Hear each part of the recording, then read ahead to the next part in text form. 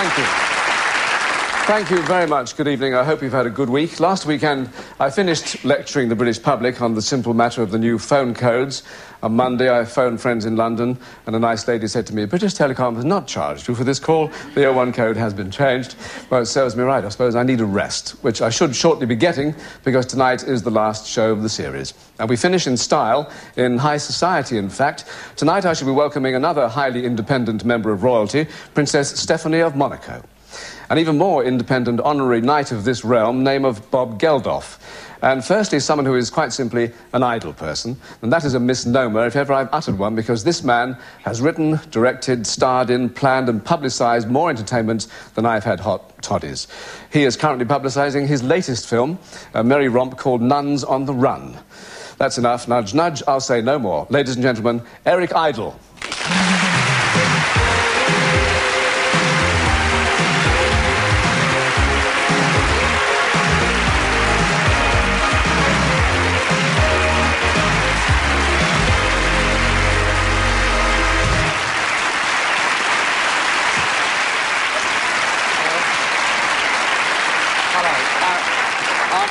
I'm not coming out, actually. I'm not coming out till you reassure me that Robin Day is not on this programme. You're too tall. He only hits little fellas. You're all right. OK. Please. I can come out? It's all safe, okay, Eric. Right. I wouldn't put you into any physical danger, because I know you've had some lately. You've done your back in. And the reports of that vary from a slight sprain to being snapped in two. What happened? Well, I died, actually. Ah. Yeah. Made a pretty good recovery. Yes. What did happen? You know, when you have one of those days when everything's going too well? It was out in California, I was making a film, I had 3 days to go. I was by the pool, it was a glorious day. Our film had opened, it was doing a very good box office. And I thought, uh-oh, something's going wrong. And I just went to answer the telephone, and I hit some steps, the top of the steps, and just took off. I thought for a minute, oh, I can fly! This is wonderful. And then I came back to earth with a smack, and just sort of cracked my spine here and broke my back up there, and landed at the heap on the floor by the door, just as my wife came to the back door. I'm going, yes. Phone! And she thought I was doing an E.T. impersonation. Yes. So they whacked me off to this huge hospital in L.A., and, you know, in L.A. everything's show business, so I'm being wheeled there in pain and through the hospital.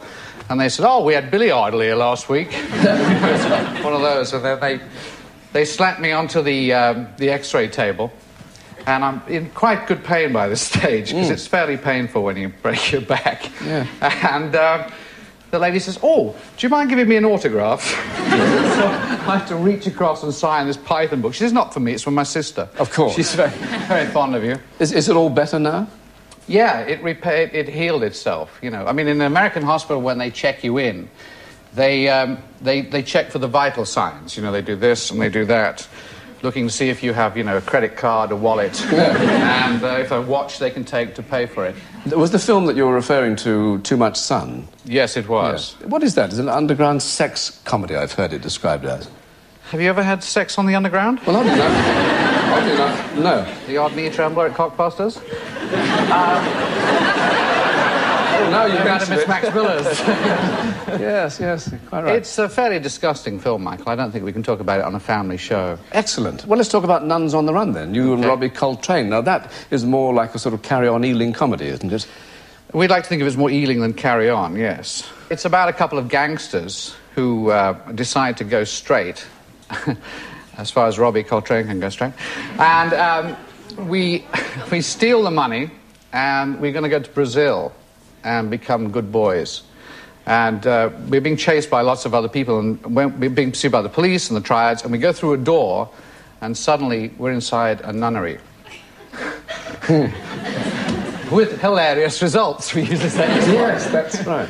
Was it very uncomfortable in the gear? Did you have trouble with the wimple? Yes, I mean that... That is the word. Very good straight face. It is the technical term, yes. A wimple is a very uncomfortable thing. I mean, it fits round here. It's a bit like being a horse. You're blinkered, and you can't see anything. If you turn, you have to look like that. And you can't hear anybody, which is why I think nuns always have a vow of silence. What? Is it to keep the wicked world at bay? I suppose it must be. I don't know. It's a medieval. I tell you what, let's see a bit of the film now, with you as Sister Euphemia, trapped into delivering some religious instruction. I don't think we need to discuss the Trinity anymore. But what I don't understand is how can he be both a spirit and a man? But he was also a dove, don't forget that. Isn't that a metaphor? No, it's a bird. But what's the big deal about him suffering on Earth if he knew he was going to rejoin his father in heaven? Look, Tracy, do you think it's easy to be God's son? Let me tell you, young lady, it is never easy to be the son of a successful father. But... Look, all you need to know about the Trinity is this. God is like a shamrock. Small, green, and split 3 ways. Class dismissed.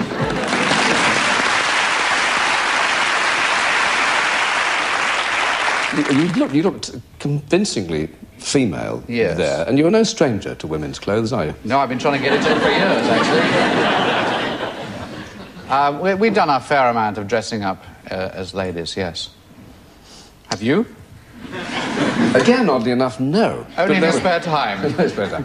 You've surprised a lot of people by popping up in operetta, because you in the Mikado, and you went off to America with it as well. Has that always been a secret passion of yours? Not at all. I mean, I just got a call out of the blue from Jonathan Miller, who said, you know, would you like to be in the opera? And I said, excuse me, are you sure you've got the right number? And he said, no, I want to do the Mikado. The ENO are doing it at the Coliseum. Please come and be in it. And he said, well, what are you doing? Because it's a very Japanese thing, the Mikado. So what are you doing with it? He said, well, I'm going to get rid of all that Japanese nonsense for a start. Well, I want to see how you're going to do this. I have to be part of it. And it really worked. Oh, it was fabulous. And it was, instead of wearing all that bald head and knitting needles through the head, you know, that you have to wear in Mikados and go with open-toed sandals, we got nice, elegant costumes and top hats and tails and very Fred Astaire. Talking of musicals, you've written a musical for radio, haven't you? Yes, I have. Tell us about that. Well, we just recorded it with Gary Wilmot, which we did in front of a live audience last week. And it's about the 3 things that the English love most, which are sex, royalty, and cricket. Not necessarily in that order. And it's a scurrilous story about Fleet Street tracking down cricketers and activities behind the pavilion. It's called Behind the Crease, or Sticky Wicket. Are you back home for a while now? Yes, I am. I'm back home for, the World Cup and the birth of a child, which is not my child. I mean, well, it's my child, but I'm not. My wife's going to do the birthing. Your wife is American, but you wanted to be sure the child... They still have children, too, in America. Pretty much the same way, actually. I didn't know that. But did you then insist on coming back to England so the child would be English? So it could qualify to play for England, yes. I'm doing it the traditional way, though. I'm going to go down the pub with an epidural. Oh, that can hurt, I can tell you that. We shall enjoy a few commercial moments now, and then we shall return with Bob Geldof.